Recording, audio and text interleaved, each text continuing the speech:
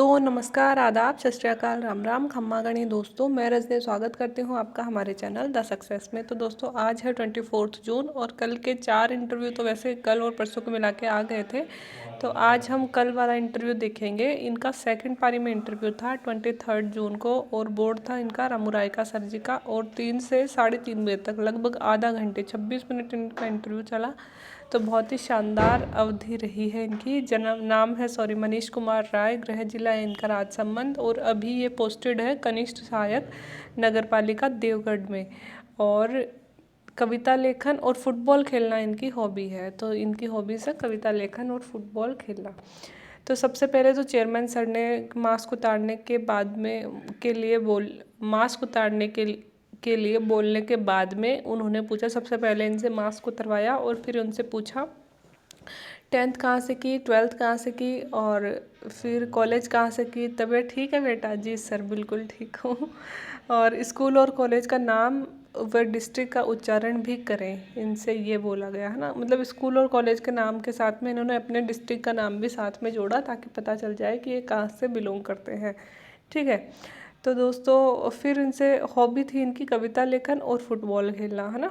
फिर इनसे पहला क्वेश्चन पूछा गया, वज़न कम करने के लिए क्या करना चाहिए। अब भाई इनकी हॉबी भी नहीं है ऐसी और इनके में भी सब्जेक्ट भी ऐसे नहीं होंगे, ये क्या क्वेश्चन हुआ पहला ही। लेकिन इनसे पूछा गया है वज़न कम करने के लिए क्या करना चाहिए। फिर सेकंड क्वेश्चन मैंने यह तो पूछा ही नहीं कि किसका वज़न कम करना है। आज वज़न के लिए आपने इतने आज वज़न के लिए या फिर आपने क्या है इतने कॉन्शियस हैं लोग, क्यों इतनी चिंता क्यों है वज़न की, क्यों बढ़ा वज़न जबकि स्पोर्ट्समैन हो। अच्छा, तो मतलब इनका वज़न थोड़ा ज़्यादा होगा इसलिए शायद इनसे मतलब ये सारी चीज़ें पूछ रहे हैं कि वज़न कम करने के लिए क्या करना चाहिए। फिर ये इनका क्वेश्चन है या सामने वाले सर ने बोला है कि मैंने यह तो पूछा ही नहीं किसका वज़न कम करना है। आज वज़न के लिए आप इतने कॉन्शियस क्यों हो, क्यों इतनी चिंता है वज़न की, क्यों बढ़ा वज़न जबकि आप तो स्पोर्ट्समैन हो, कितना कम किया। उत्तर से खुश हुए, जैसा इन्होंने बताया होगा कि सर मेरा पहले इतना था मैंने इतना कम किया, तो उत्तर से खुश हुए और गुड बोला। नगर पालिकाओं में फिर इनको दोस्तों बिकॉज ये नगर पालिका में कनिष्ठ सहायक है तो फिर अपने मतलब इनके इस पे आ गए। और फिर इनसे पूछा गया नगर पालिकाओं में साफ़ सफाई और लाइट की समस्या का क्या कारण है ना। समस्या बनी रहती है तो रीज़न क्या है। ट्रेनिंग के लिए कोई संस्था क्यों नहीं है। इन्होंने बोला होगा सर ट्रेनिंग प्रॉपर तरीके से नहीं होती है, तो पूछा ट्रेनिंग के लिए कोई संस्था क्यों नहीं है। वित्त आयोग है तो फिर ट्रेनिंग क्यों नहीं करवाते हैं, है ना। वित्त आयोग को किससे फंड मिलता है, नहीं वित्त आयोग से किस किस को फंड मिलता है। वित्त आयोग अभी कहाँ से फंड ले रहा, कहाँ कहाँ फंड दे रहा है। बिकॉज ये नगर पालिका में बिलोंग करते हैं और इन्होंने नगर पालिका वित्त आयोग का नाम ले दिया। तो इनसे पूछ रहे वित्त आयोग से किन किन को फंड मिलता है, अभी वित्त आयोग किन किन को पैसा दे रहा है। आप आरएएस में क्यों आ रहे हैं, उधर भी अच्छी पोस्ट है, तो क्या ग्रेड पे का अंतर है क्या। संभवतः मुझे ईओ और या कमिश्नर समझ रहे थे, तो गुड बोला और फॉरवर्ड किया, है ना। मतलब इन्होंने बताया होगा कि सर ग्रेड पे का तो अंतर होगा ही, मतलब ये कनिष्ठ सहायक है और उनको लगा कि ये ईओ है या कमिश्नर है, तो इन्होंने बोला होगा कि सर मैं इस ग्रेड पे हूँ। तो फिर ऑब्वियसली उन्होंने गुड बोला और फिर नेक्स्ट मेंबर को दे दिया। फिर मेंबर फर्स्ट उनसे पूछते हैं कब से हो आप नगर पालिका में। फिर दोस्तों सिंपल सा जो इनके फील्ड भी है और हमारे भी चलता है, नगर पालिका और नगर परिषद और नगर निगम में क्या अंतर है। नगर पालिका, नगर परिषद, नगर निगम में सुपीरियर कौन है ना, ये पूछा गया। तीनों का आपस में कोई संबंध नहीं है, क्यों।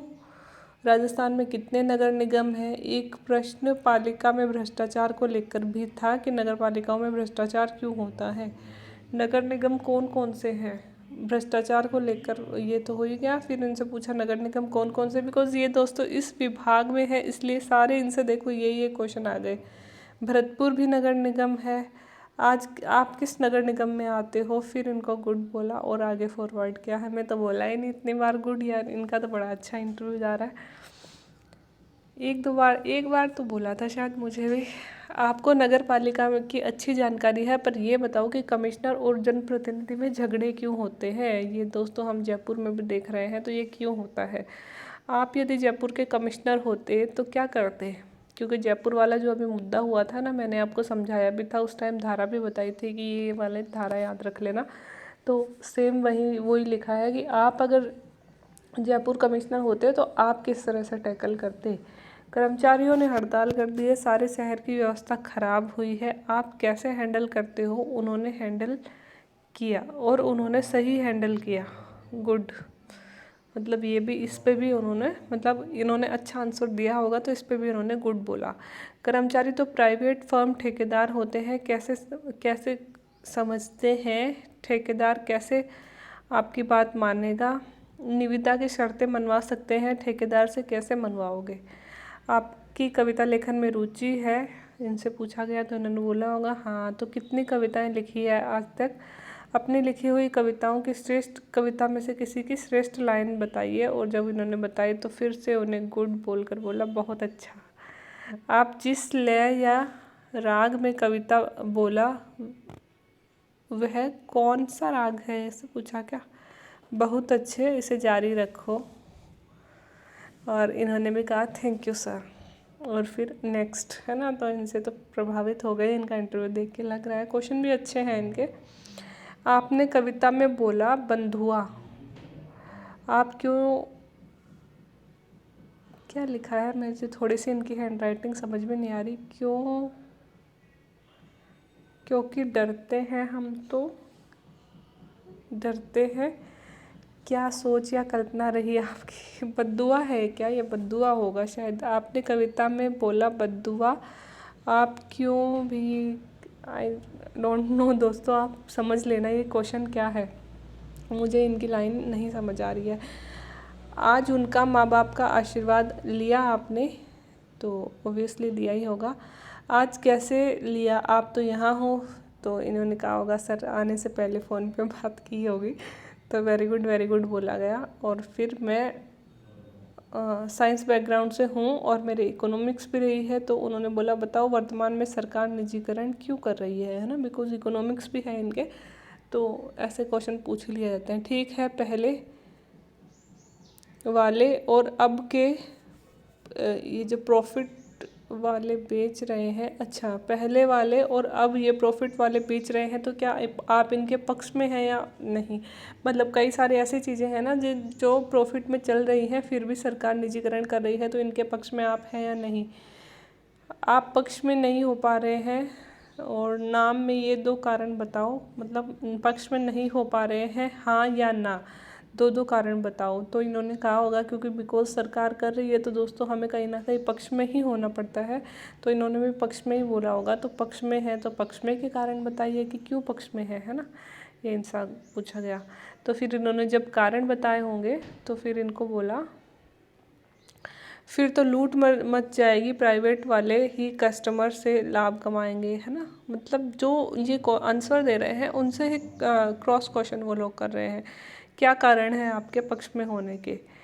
फिर बोला बेटे टाइम हो गया, बाकी और बात करते हैं, आपका हो गया, आप जा सकते हो।